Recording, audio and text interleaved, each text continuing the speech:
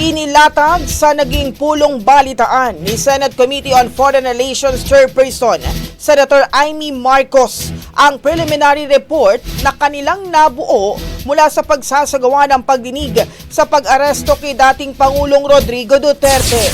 Sa naturang report, ipinunto ng senadora na may 3 bagay silang nalaman at una na rito ay walang legal na obligasyon ang Pilipinas sa International Criminal Court para i-turn over si Duterte.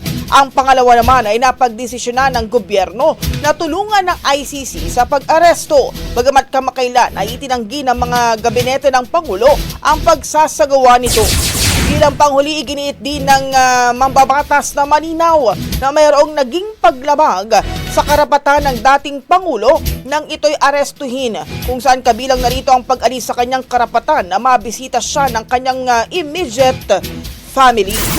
Ang bahaging ito ay hatid sa atin ng DriveMax Herbal Capsule. Lalaking angat, tumatagal.